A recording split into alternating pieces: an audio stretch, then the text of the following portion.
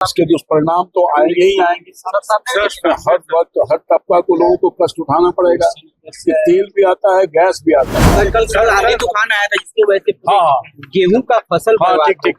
मैं समझता हूँ कि किसानों को और आम लोगों को तकलीफ ना हो, उसकी हर व्यवस्था करेगी। नमस्कार, स्वराज पोस्ट देख रहे हैं आप। मेरा नाम है निकेत पाठक। देखिए, तमाम तरह की बातें चल रही थी कि आखिर गैस की किल्लत है कि नहीं, तेल की किल्लत है कि नहीं, खाद की किल्लत है कि नहीं।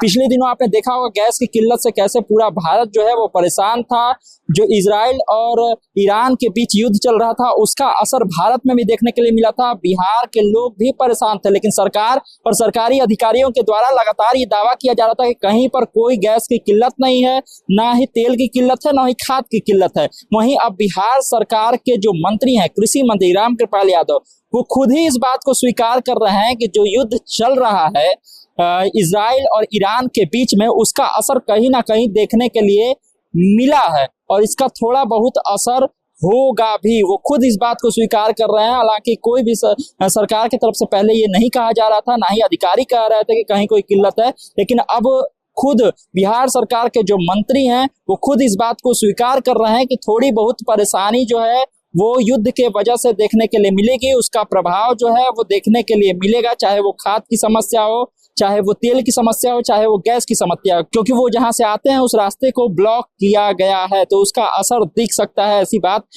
खुद बिहार सरकार के मंत्री कहते हुए नजर आ रहे हैं। देखिए, एक बड़ा आयोजन किया गया था कृषि मंत्रालय की तरफ से, उसी में वो पहुंचे हुए थे। क्या कुछ कहते हुए नजर आ रहे हैं, सबसे पहले आप उनको सुन लीजिए। बिहार नर्सरी ग्रेड टेक पहली दफा कृषि मंत्रालय के माध्यम से लगाया गया है। यहाँ के किसानों की उन्नति के लिए, उनको नई तकनीक के माध्यम से तरह तरह का उत्पादन क्षमता बढ़े, उसके ज्ञान के लिए, और बाजार उनको मिले, सब चीज की जानकारी दी जा रही है। और बहुत ही प्रदर्शनी का बहुत सार्थक प्रयास के उसके परिणाम आएंगे। और पहली दफा कृषि मंत्रालय के माध्यम से इस तरह का प्रदर्शनी लगाया गया है जिसमें बिहार के भी बागवानी करने वाले किसान हैं और बिहार के बाहर भी, राज्य के बाहर भी कई राज्यों के लोग भी आए हैं, तो उसे लाभ उठाएंगे। लोग, यहाँ की जनता भी लाभ उठाएंगे और किसान भी लाभ उठाएंगे। ईरान और इजराइल संघर्ष कर रहा है, इसके दुष्परिणाम तो आएंगे ही आएंगे। हर वक्त हर तबका को लोगों को कष्ट उठाना पड़ेगा। तेल भी आता है, गैस भी आता है और खाद भी आता है। तो इन सब चीज को कंट्रोल करने के लिए राज्य की और केंद्र की सरकार बहुत कॉन्शियस है और हर चीज पर निगरानी रखा हुआ है। तो मैं समझता हूँ कि किसानों को और आम लोगों को तकलीफ ना हो, उसकी हर व्यवस्था करेगी। सर, कल आंधी तूफान आया था जिसकी वजह से गेहूं का फसल ठीक। मक्का का मैंने आज ही प्रभावित डिस्ट्रिक्ट मजिस्ट्रेट को मैंने कहा है, वहाँ के स्थानीय विधायक ने और अन्य लोगों ने हमको खबर पहुंचाई है कि कल आंधी और तूफान में कई जिलों में काफी नुकसान हुआ है।